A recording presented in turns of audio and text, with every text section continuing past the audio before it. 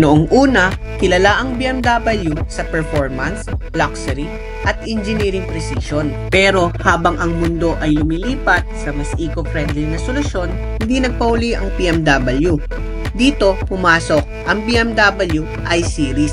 Noong 2017, unang ipinakilala sa Frankfurt Motor Show ang isang concept car na tumutulak sa electrified future ng brand. Ang BMW i-Vision Dynamics, isang futuristic na sedan na nagbigay silip sa kinabukasan ng BMW. At noong 2021, hindi na ito konsepto, realidad na. Lumabas na ang BMW i4, ang kauna-unahang fully electric Grand Coupe ng BMW na binuo sa parehong car platform ng 3 Series at 4 Series. Ang goal, pagsamahin ng zero emissions driving at ang legendary driving dynamics ng BMW. Pero teka, paano naman ang performance? Siyempre, hindi rin tinipid. Dahil ang BMW i4 M50, ang flagship variant nito, ang nagpapatunay na kaya ng electric car ang tunay na ultimate driving machine experience. At hindi lang yan, ito rin ang best-selling M-model ng BMW globally noong 2022. Hindi man ito gas power, pero siguradong M-level ang performance.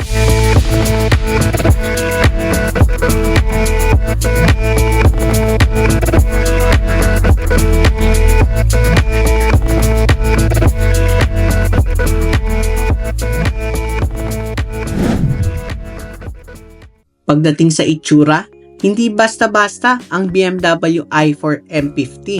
Sporty, elegant at malakas ang dating. All-in-one package. Sa harap pa lang, ramdam mo na agad ang presence nito. Nandiyan ang iconic BMW kidney grille na kahit hindi na functional para sa cooling, nagsisilbing bold statement ng electric future ng brand. LED headlights, sharp at agresibong design. Parang nakatitig lang sa'yo. Ganon din ang taillight nito, LED na rin. Since electric to, may blue lining ang logo ng BMW. Ganon din ang likod nito. At may badging din ng M50 sa likod. At kung bababa ka pa ng konti, makikita mo ang aerodynamic details sa bumper. Na hindi lang forma, may silbi rin sa airflow efficiency. At meron din itong 6 parking sensor, ganon din sa likod. Kung mapapansin mo naman ang mugs nito, naka 19-inch M Sport na may sukat na 245/40 R19, wrapped with Michelin Pilot Sport 4. Sa gilid, clean lines at low slang profile. Grand Coupe styling na may sporty silhouette, pero eleganteng-elegante pa rin. Dagdagan pa ng frameless doors na nagbibigay ng premium touch. At dahil M Sport variant ito, may M badging sa gilid. Simple pero matapang. Nagpapakita na iba ito sa ordinaryo. Sa ilalim naman, makikita mo ang airflow fins. Hindi lang pandagdag forma, tumutulong din sa mas maayos na daloy ng hangin para sa mas smooth at stable na takbo. Kung mapapansin nyo, lift back ang body style ng i4 M50. Kaya mas madali ang access sa likod. At dagdag points pa ang power liftgate. Isang pindot lang, bukas na agad. Convenient at classy. Pagdating sa trunk space, may kaluwagan na. Tamang-tama para sa gamit sa biyahe o pang-araw-araw.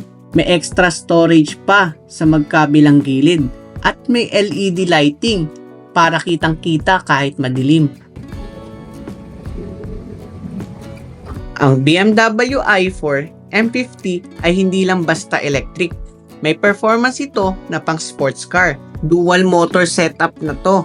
Isa sa harap at isa sa likod. Kaya all-wheel drive. At siguradong kapit kahit sa kurbada.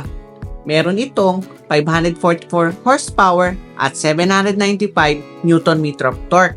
At naka-single speed automatic transmission. Kaya instant ang hatak sa bawat apak.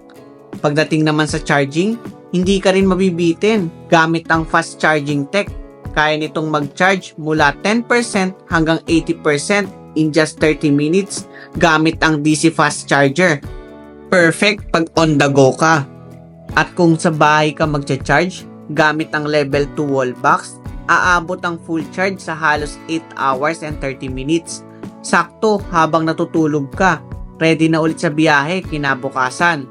Ayon sa BMW, may range itong hanggang 520 kilometers sa isang full charge. Pero depende pa rin sa driving style mo. Kaya pwedeng-pwede ito sa daily drive at panalo rin kahit sa long trip. Kung sporty sa labas, dapat sporty rin sa loob. At yan ang hatid ng BMW i4 M50. Unang mapapansin ang bucket seats na may M Sport logo sa headrest. Power adjustable na, may memory function pa. Legroom, headroom, walang problema, maluwag at komportable. M Sport din ang steering wheel. At lahat ng kailangan mo, nandun na lahat ng controls. Standard na sa BMW ang 12.3-inch digital instrument cluster at 14.9-inch infotainment system na may built-in navigation, aircon, lighting, lahat kontrolado, isang pindot lang. May iDrive controller pa rin kagaya sa mga naunang modelo para sa mas madaling navigation sa features. Nasa gitna rin ang mga driving mode selector. Kaya swak sa mood mo kung relax cruising lang o spirited driving ang trip mo. Para sa drinks, may dalawang cup holder, 12-volt socket, USB port at syempre wireless charging. Ang center console, tamang luwag lang, may Type-C port pa. Rear view mirror, may auto dazzle function. At sa gabi, ambient lighting at LED map lights ang bahala sa atmosphere. Sa likod, sakto lang ang luwag, maayos ang headroom at legroom para sa dalawang adult passengers. Pero kung tatlo na kayo, medyo hindi na recommendable ang gitna dahil mataas ang center tunnel.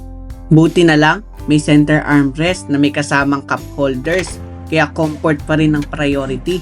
May rear aircon vents din na may sariling controls at naka-automatic climate control na rin para mas komportable ang biyahe. Hindi rin nakakalimutan ng tech.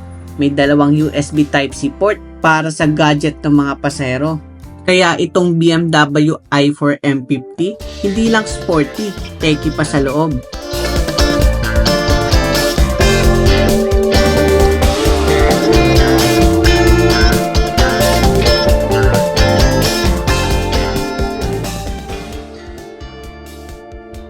So ngayon subukan natin tong BMW i4. So, ang ganda nitong i4. Kasi, maganda yung, spacing. Saka, parang sports car yung feel. Almost the same din siya sa 3 Series ng BMW. Okay na okay. Steering niya ang ganda eh. Lambot din. So, yung i4 is electric din. Pero feel ko pa rin yung power. Same din sa X5. Yun yung gusto ko sa mga electric car. Feel na feel yung power ng sasakyan. So ngayon naka-comfort tayo gaya nga na nabanggit ko.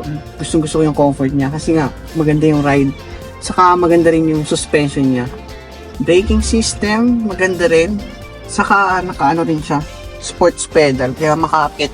Subukan natin tong EcoPro. So sa EcoPro, ramdam ko na medyo bumigat yung sasakyan. Parang smooth yung EcoPro. Feel ko yung niya, comfort level. Sa ito pa nagustuhan ko sa BMW. Hindi mo rinig yung road noise sa labas. Pero may konting rinig ko lang din yung electric motor. Pero konting-konti lang.